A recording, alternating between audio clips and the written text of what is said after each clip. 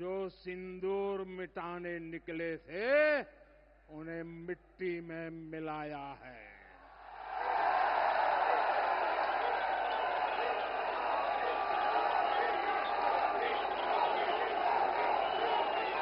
जो हिंदुस्तान का लहू बहाते थे,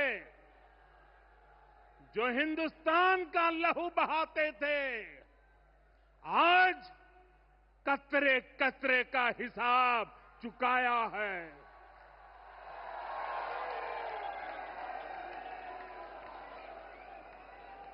जो सोचते थे भारत चुप रहेगा, आज वो घरों में डूब डूब के पड़े हैं।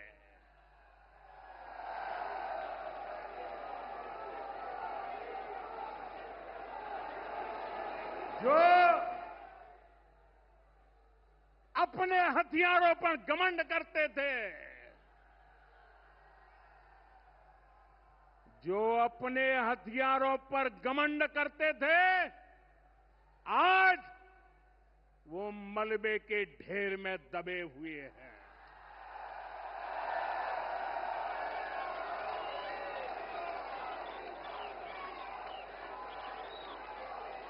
मेरे प्यारे देशवासियों, ये शोध प्रतिशोध का खेल नहीं, ये शोध प्रतिशोध का खेल नहीं, ये न्याय का नया स्वरूप है।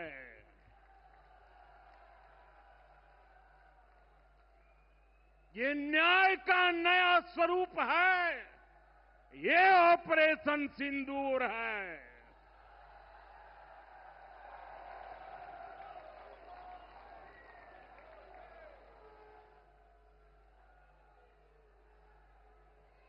ये सिर्फ आक्रोश नहीं है,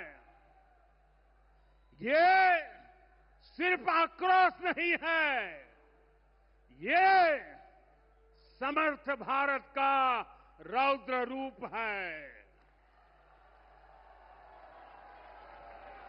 ये भारत का नया स्वरूप है।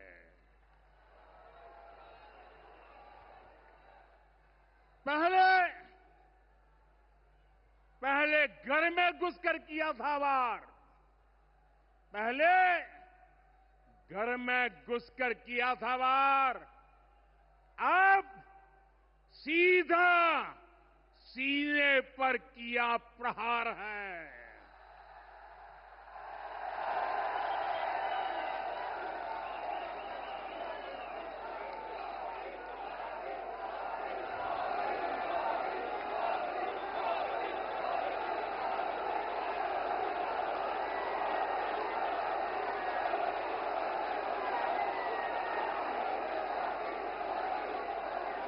आतंक का फन कुचलने की, आतंक का फन कुचलने की यही नीति है, यही रीति है, यही भारत है, नया भारत है। बोले भारत माता की, भारत माता की, भारत माता की। साथियों, ऑपरेशन सिंदूर ने आतंकवाद से निपटने के 3 सूत्र तय कर दिए हैं। पहला, भारत पर आतंकी हमला हुआ तो करारा जवाब मिलेगा। समय हमारी सेनाएं तय करेगी, तरीका भी हमारी सेनाएं तय करेगी और शर्तें भी हमारी होगी। दूसरा, एटम बम की गीदड़ बप्तियों से भारत डरने वाला नहीं है और तीसरा, हम आतंक के आकाओं और आतंकी सरपरस्त सरकार को अलग अलग नहीं देखेंगे, उन्हें अलग अलग नहीं देखेंगे, उन्हें एक ही मानेंगे। पाकिस्तान का ये स्टेट और नॉन स्टेट एक्टर वाला खेल अब नहीं चलेगा। आपने देखा होगा, पूरी दुनिया में पाकिस्तान की पोल खोलने के लिए हमारे देश के 7 अलग अलग प्रतिनिधिमंडल पूरे विश्व भर में पहुंच रहे हैं। और इसमें देश के सभी राजनीतिक दलों के लोग हैं, विदेश नीति के जानकार हैं, गणमान्य नागरिक हैं। अब पाकिस्तान का असली चेहरा पूरी दुनिया को दिखाया जाएगा। साथियों, पाकिस्तान भारत से कभी सीधी लड़ाई जीत ही नहीं सकता। जब भी सीधी लड़ाई होती है तो बार बार पाकिस्तान को मुंह की खानी पड़ती है। इसलिए पाकिस्तान ने आतंकवाद को भारत के खिलाफ लड़ाई का हथियार बनाया है। आजादी के बाद पिछले कई दशकों से यही चला आ रहा था। पाकिस्तान आतंक फैलाता था, निर्दोष लोगों की हत्याएं करता था, भारत में डर का माहौल बनाता था। लेकिन पाकिस्तान एक बात भूल गया, अब मां भारती का सेवक मोदी यहां सीना तान कर खड़ा है।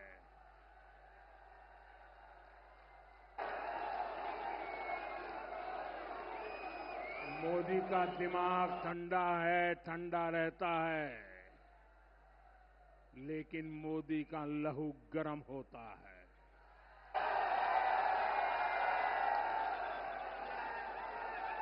और अब तो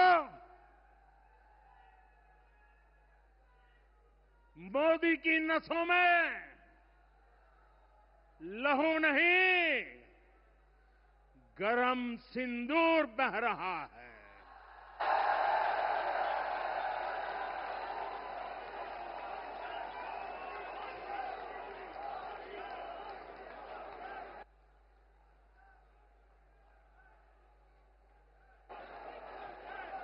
अब भारत ने दो टूक साफ कर दिया है।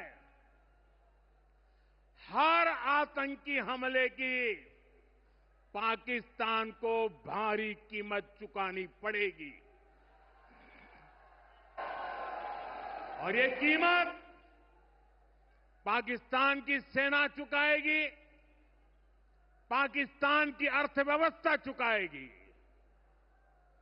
साथियों, जब मैं दिल्ली से यहां आया तो बीकानेर के नाल एयरपोर्ट पर उतरा।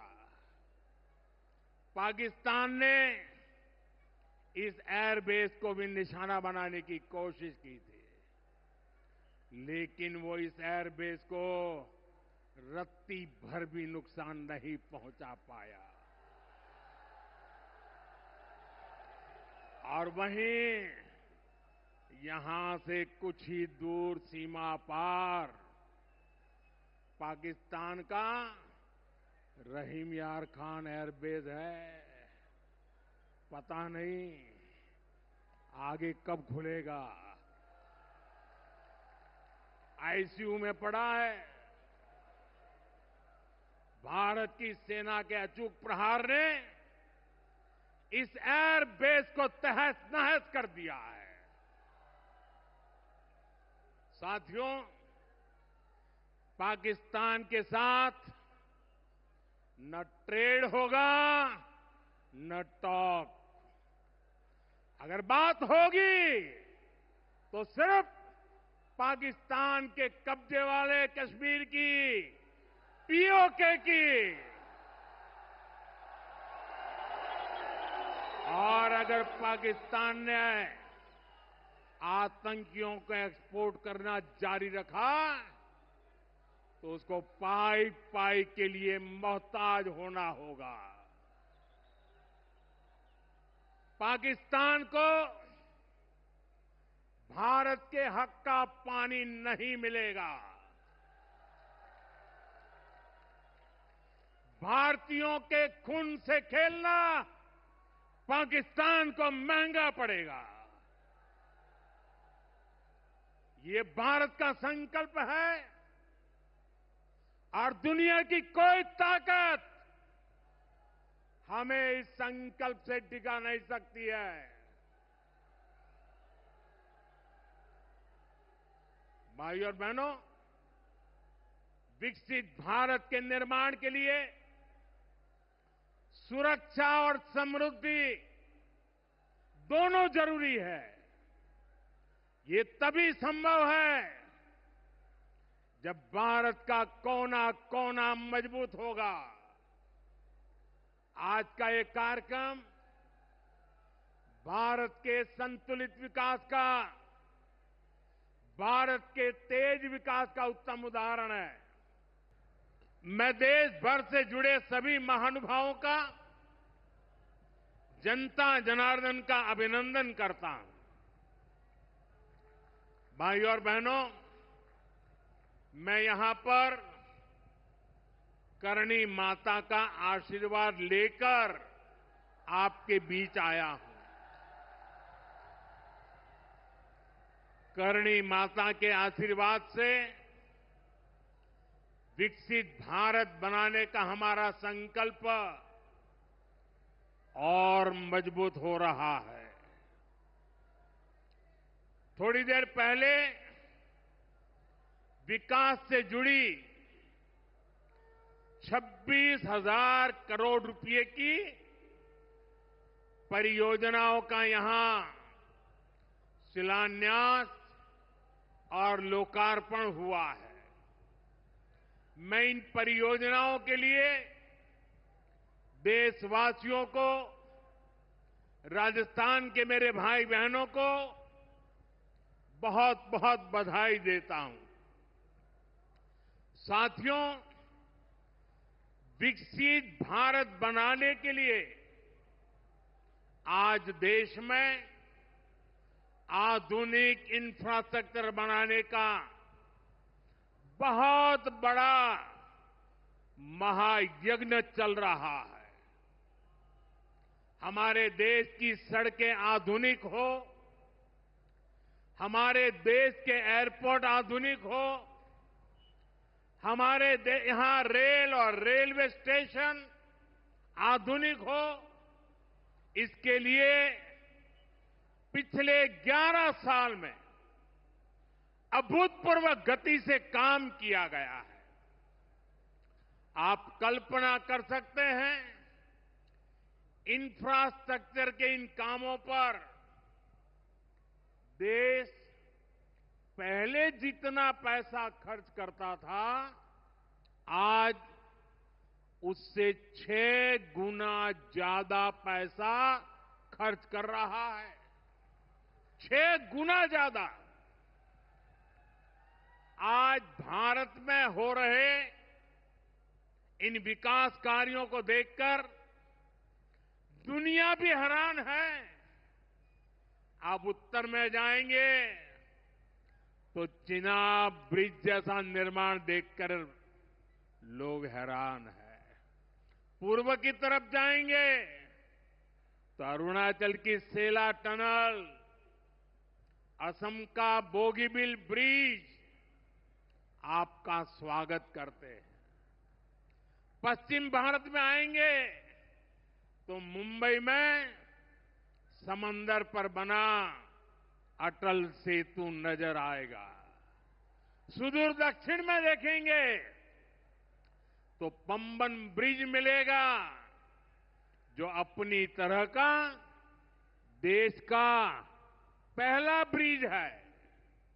साथियों, आज भारत अपनी ट्रेनों के नेटवर्क को भी आधुनिक कर रहा है। ये वंदे भारत ट्रेनें, अमृत भारत ट्रेनें, नमो भारत ट्रेनें, ये देश की नई गति और नई प्रगति को दर्शाती है। अभी देश में करीब 70 रूट पर वंदे भारत ट्रेनें चल रही है।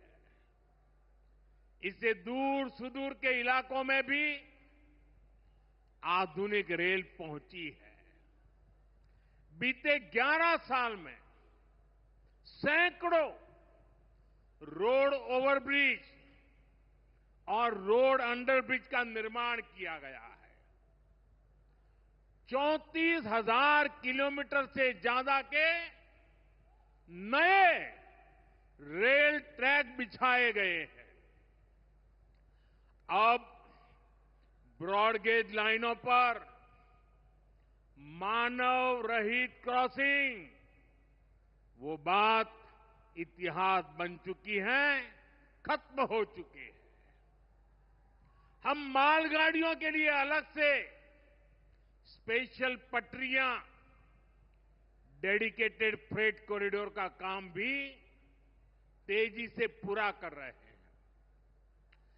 देश के पहले बुलेट ट्रेन प्रोजेक्ट पर काम चल रहा है और इन सबके साथ ही हम एक साथ देश के करीब 1300 से अधिक रेलवे स्टेशनों को भी आधुनिक बना रहे हैं।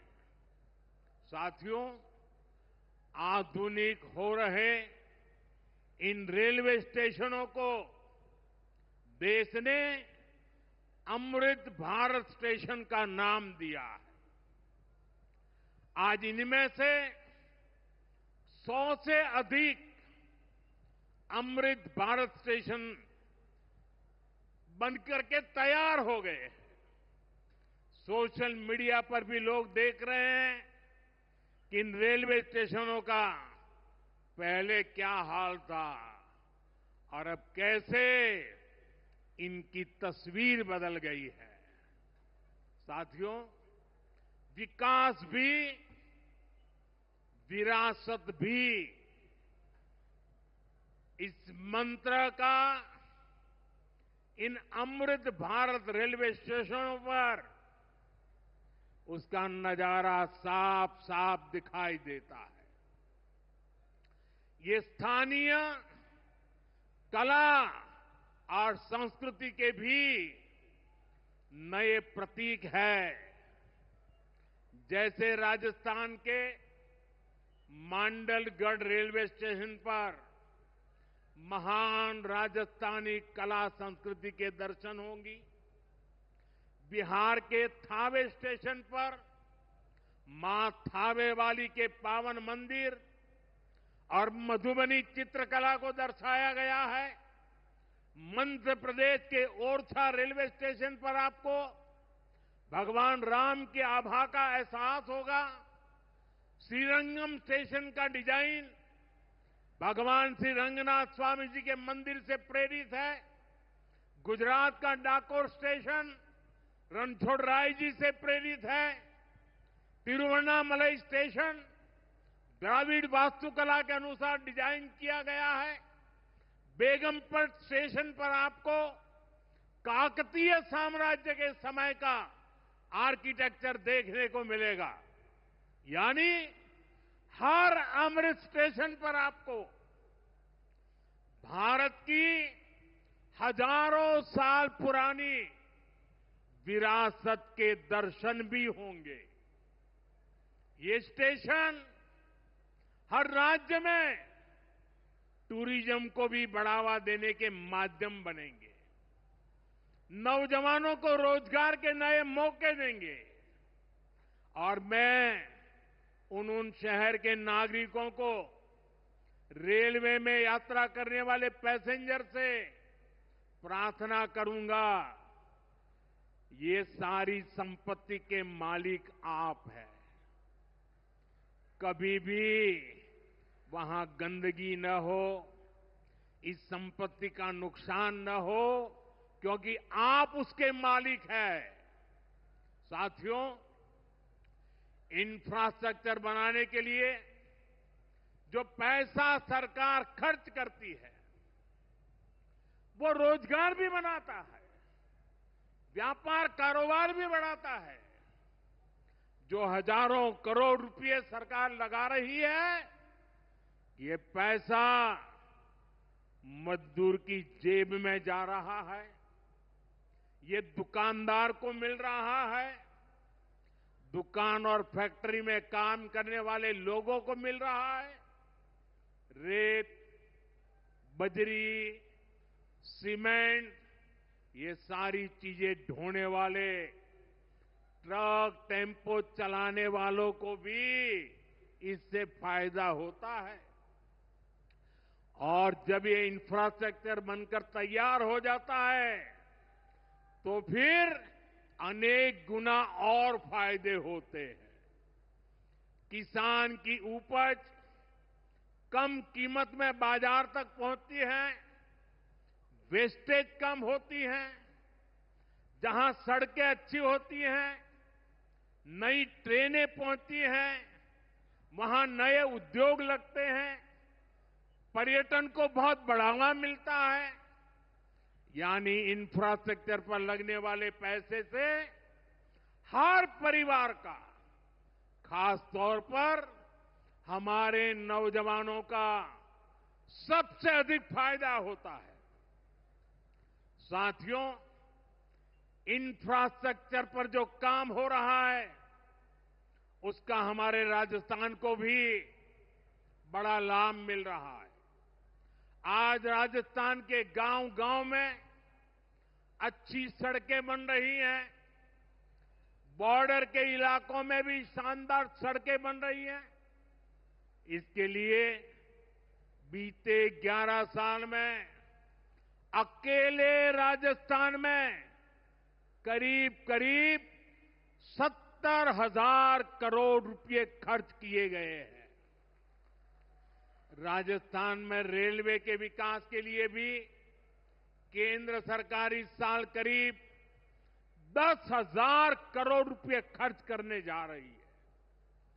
ये 2014 से पहले की तुलना में 15 गुना अधिक है।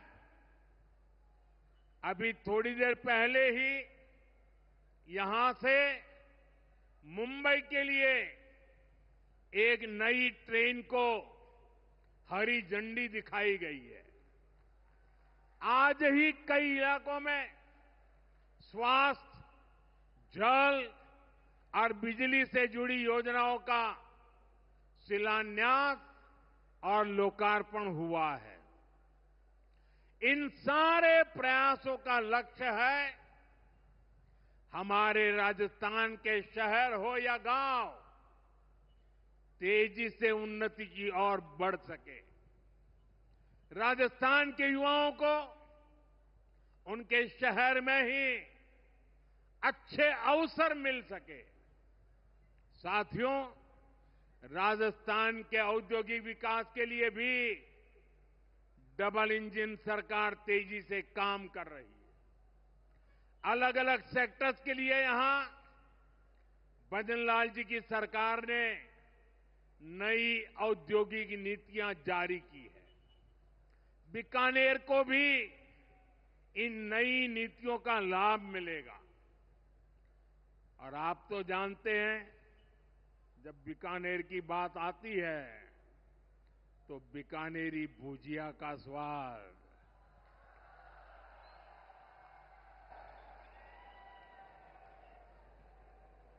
और बीकानेरी रसगुल्लों की मिठास,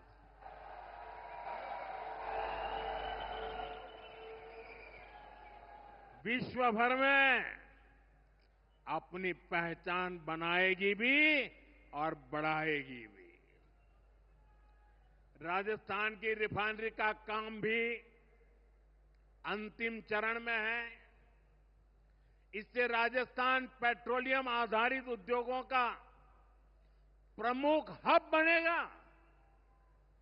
अमृतसर से जामनगर तक जो 6 लेन का इकोनॉमिक कॉरिडोर बन रहा है, वो राजस्थान में श्रीगंगानगर, हनुमानगढ़, बीकानेर, जोधपुर, बाड़मेर और जालोर से गुजर रहा है। दिल्ली मुंबई एक्सप्रेसवे का काम भी राजस्थान में लगभग पूरा हो गया है। कनेक्टिविटी का यह अभियान राजस्थान में औद्योगिक विकास को नई ऊंचाई पर ले जाएगा।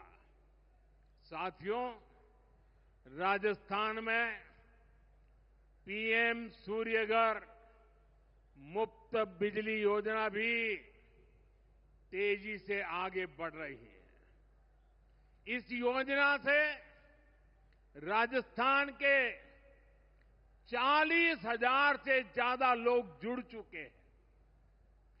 इससे लोगों का बिजली बिल 0 हुआ है और लोगों को सोलर बिजली पैदा करके कमाई का नया रास्ता भी मिला है। आज यहां बिजली से जुड़े कई प्रोजेक्ट का शिलान्यास और लोकार्पण हुआ है।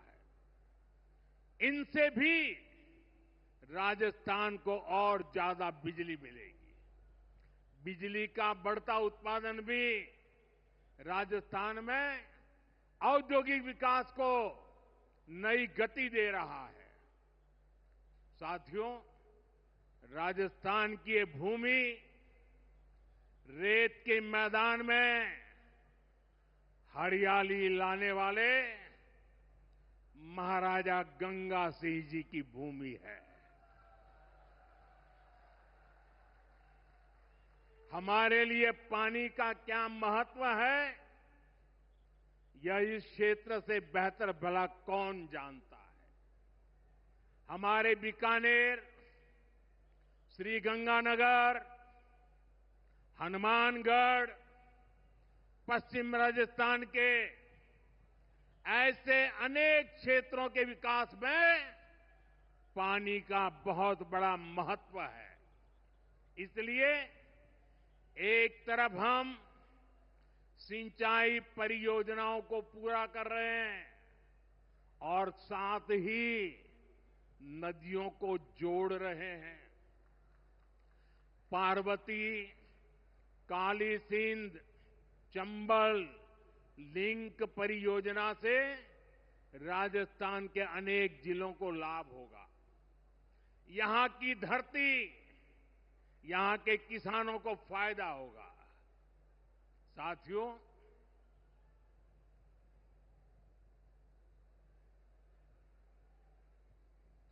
राजस्थान की ये वीर धरा हमें सिखाती है कि देश और देशवासियों से बड़ा और कुछ नहीं। 22 अप्रैल को आतंकवादियों ने धर्म पूछकर हमारी बहनों की मांग का सिंदूर उजाड़ दिया था।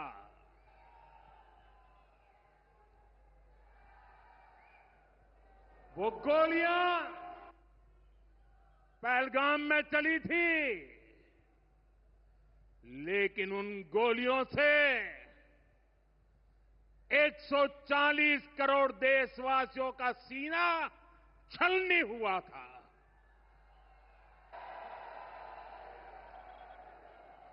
इसके बाद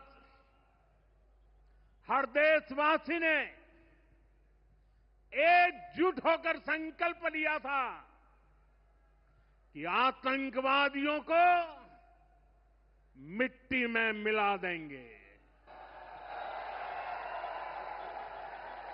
उन्हें कल्पना से भी बड़ी सजा देंगे।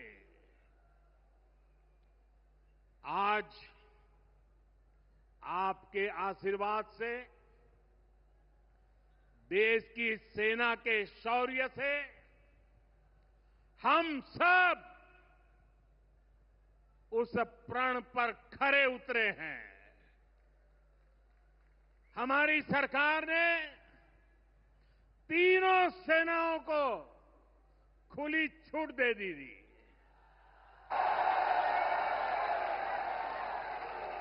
और तीनों सेनाओं ने मिलकर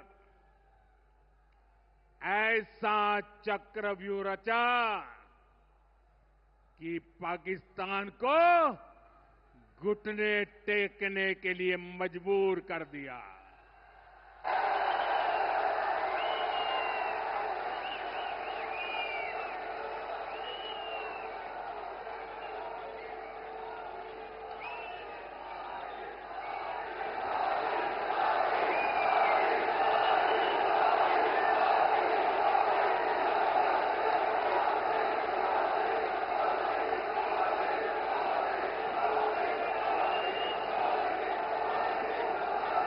साथियों,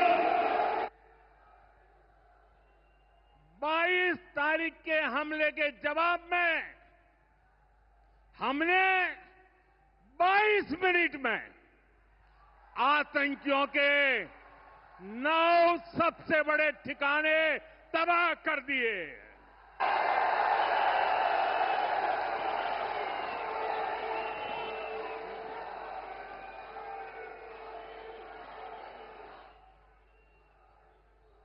दुनिया ने और देश के दुश्मनों ने भी देख लिया कि जब सिंदूर बारूद बन जाता है तो नतीजा क्या होता है।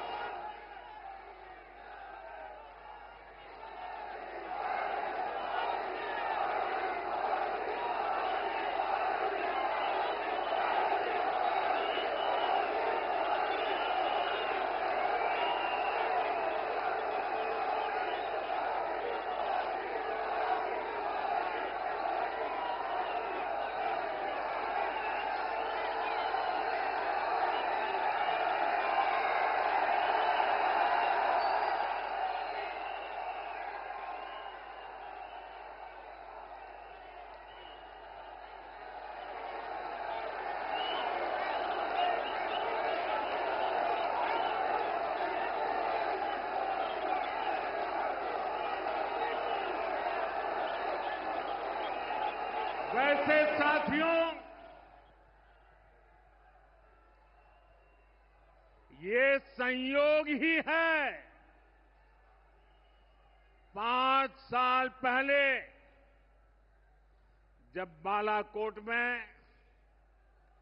देश ने एयर स्ट्राइक की थी, उसके बाद मेरी पहली जनसभा राजस्थान में ही सीमा पर हुई थी।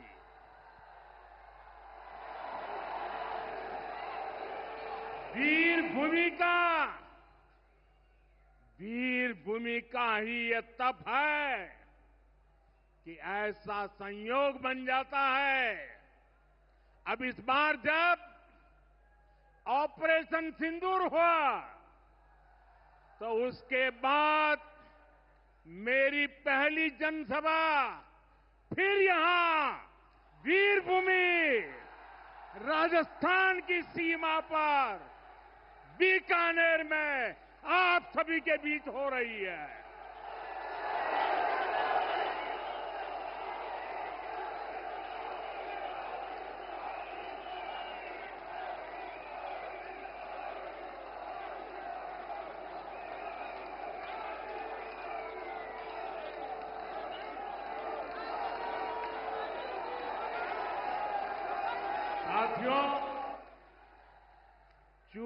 समय मैंने कहा था,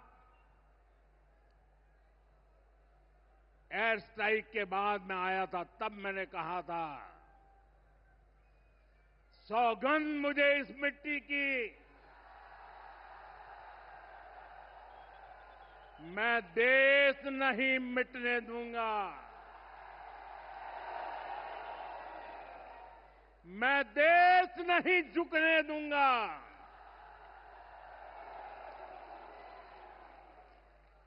आज मैं राजस्थान की धरती से देशवासियों से बड़ी नम्रता के साथ कहना चाहता हूं, मैं देश के कोने कोने में जो तिरंगा यात्राओं का हुजूम चल रहा है,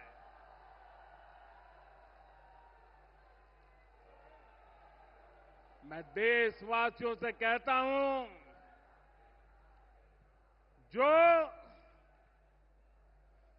जो सिंदूर मिटाने निकले थे,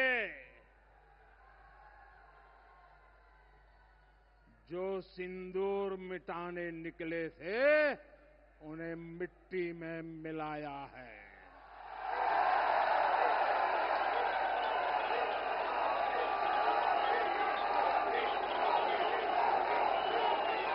जो हिंदुस्तान का लहू बहाते थे, जो हिंदुस्तान का लहू बहाते थे, आज कतरे कतरे का हिसाब चुकाया है।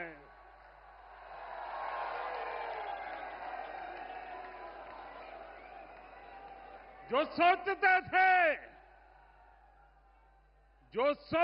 थे भारत चुप रहेगा, आज वो घरों में डूब डूब के पड़े हैं।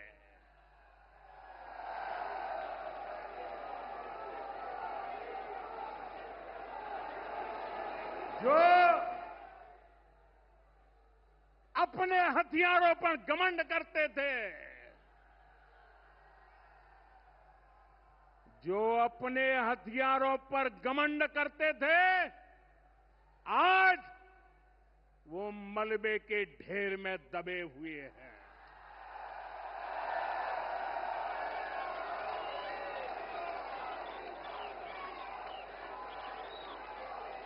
मेरे प्यारे देशवासियों,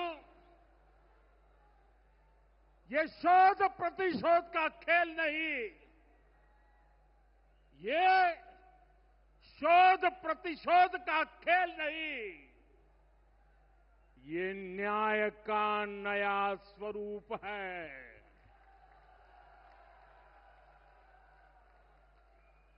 ये न्याय का नया स्वरूप है। ये ऑपरेशन सिंदूर है।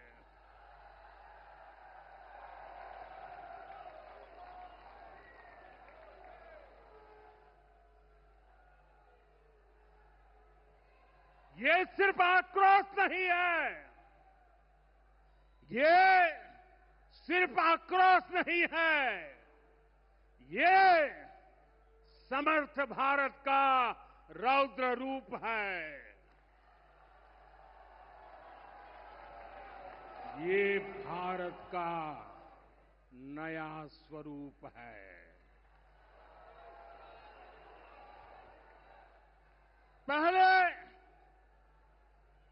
पहले घर में घुसकर किया था वार, पहले घर में घुसकर किया था वार, अब सीधा सीने पर किया प्रहार है।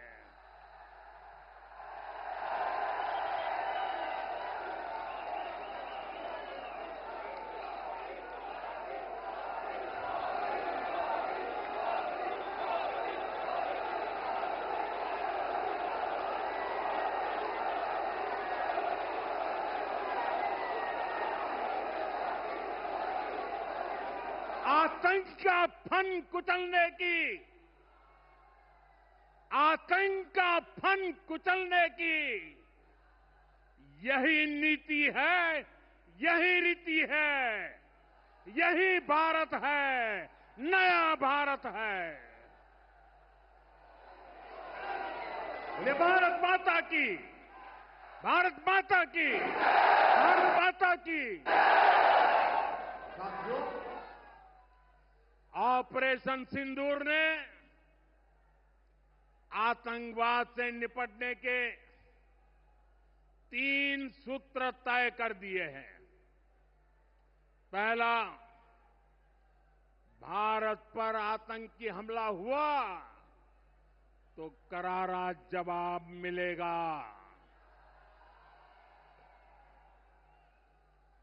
समय हमारी सेनाएं तय करेगी, तरीका भी हमारी सेनाएं तय करेगी और शर्तें भी हमारी होगी। दूसरा, एटम बम की गीदड़ बप्तियों से भारत डरने वाला नहीं है। और तीसरा, हम आतंक के आकाओं और आतंकी सरपरस्त सरकार को अलग अलग नहीं देखेंगे, उन्हें अलग अलग नहीं देखेंगे, उन्हें एक ही मानेंगे। पाकिस्तान का ये स्टेट और नॉन स्टेट एक्टर वाला खेल अब नहीं चलेगा। आपने देखा होगा,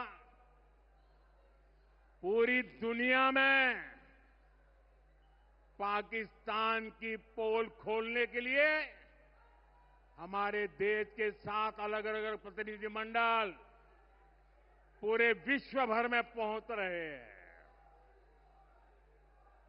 और इसमें देश के सभी राजनीतिक दलों के लोग हैं, विदेश नीति के जानकार हैं, गणमान्य नागरिक हैं। अब पाकिस्तान का असली चेहरा पूरी दुनिया को दिखाया जाएगा। साथियों, पाकिस्तान भारत से कभी सीधी लड़ाई जीत ही नहीं सकता। जब भी सीधी लड़ाई होती है तो बार बार पाकिस्तान को मुंह की खानी पड़ती है। इसलिए पाकिस्तान ने आतंकवाद को भारत के खिलाफ लड़ाई का हथियार बनाया है। आजादी के बाद पिछले कई दशकों से यही चला आ रहा था। पाकिस्तान आतंक फैलाता था, निर्दोष लोगों की हत्याएं करता था, भारत में डर का माहौल बनाता था। लेकिन पाकिस्तान एक बात भूल गया, अब मां भारती का सेवक मोदी यहां सीना तान कर खड़ा है।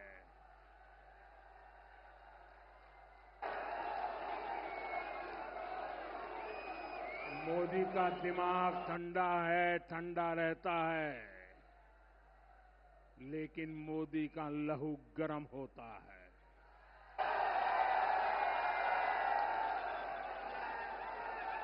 और अब तो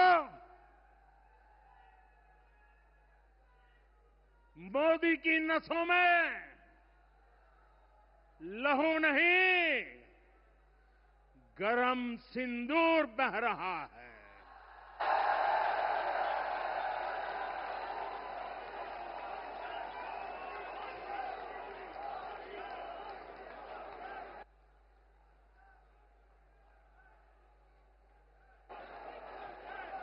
अब भारत ने 2 टूक साफ कर दिया है। हर आतंकी हमले की पाकिस्तान को भारी कीमत चुकानी पड़ेगी। और ये कीमत पाकिस्तान की सेना चुकाएगी, पाकिस्तान की अर्थव्यवस्था चुकाएगी। साथियों, जब मैं दिल्ली से यहां आया तो बीकानेर के नाल एयरपोर्ट पर उतरा। पाकिस्तान ने इस एयरबेस को भी निशाना बनाने की कोशिश की थी, लेकिन वो इस एयरबेस को रत्ती भर भी नुकसान नहीं पहुंचा पाया।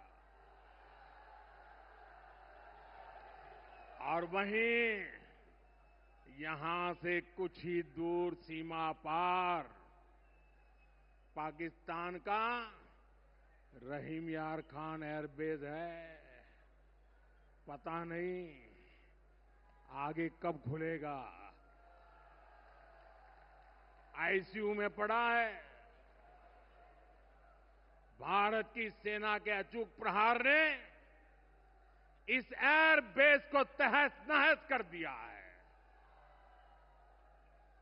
साथियों, पाकिस्तान के साथ न ट्रेड होगा न टॉक। अगर बात होगी तो सिर्फ पाकिस्तान के कब्जे वाले कश्मीर की, पीओके की। और अगर पाकिस्तान ने आतंकियों को एक्सपोर्ट करना जारी रखा तो उसको पाई पाई के लिए मोहताज होना होगा। पाकिस्तान को भारत के हक का पानी नहीं मिलेगा। भारतीयों के खून से खेलना पाकिस्तान को महंगा पड़ेगा। ये भारत का संकल्प है और दुनिया की कोई ताकत हमें इस संकल्प से टिका नहीं सकती है।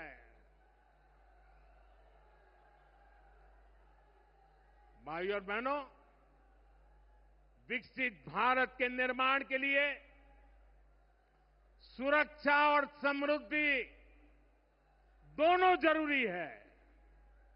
ये तभी संभव है जब भारत का कोना कोना मजबूत होगा। आज का ये कार्यक्रम भारत के संतुलित विकास का, भारत के तेज विकास का उत्तम उदाहरण है।